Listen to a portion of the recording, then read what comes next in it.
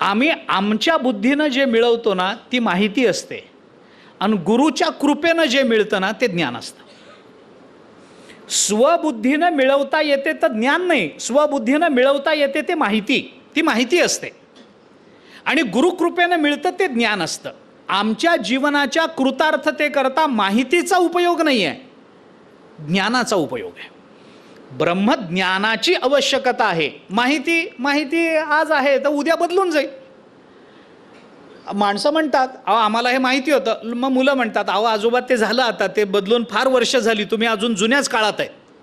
माहिती बदलून घ्या, तुमची माहिती सुधारून घ्या. त्याला मराठीत एक शब्द आहे अपडेशन म्हणतात, त्याला अपडेट करणं म्हणतात आहे ना, मराठीमध्ये अपडेट करणं म्हणतात. हे अपडेट करता माहिती अपडेट होते, ज्ञान अपडेट झालंय का कधी? ज्ञानेश्वर महाराजांचा काळ आणि आत्ताचा आपला काळ याच्यामध्ये अंतर आहे की नाही? आहे.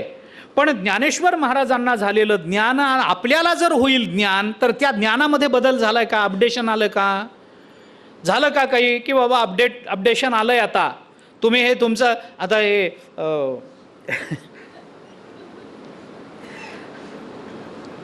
आपण मोबाईल वापरतो, कॉम्प्युटर्स वापरतो, त्याच्यामध्ये एक ऑपरेटिंग सिस्टीम असते, OS म्हणतात, ऑपरेटिंग सिस्टीम असते. ही ऑपरेटिंग सिस्टीम ही अपडेट करत राहावी लागते. त्याचं अपडेशन येतं विशिष्ट कालावधीनंतर. आणि कालांतराने असं होतं की अपडेशन येतं पण आम्ही करू शकत नाही, कारण आमच्याकडे जे गॅजेट आहे ते त्याला उपयुक्त नाही. आता होतं ना असं, मी चुकत नाही आहे ना, हे होतं. याच्यामध्ये अपडेशन होतं, पुढचं वर्जन करावं लागतं. वेदांत शास्त्रामध्ये कर्मशास्त्राचं अपडेशन आत्तापर्यंत आलेलं नाही, ज्ञानशास्त्राचं अपडेशन आत्तापर्यंत आलेलं नाही, करावंच लागत नाही.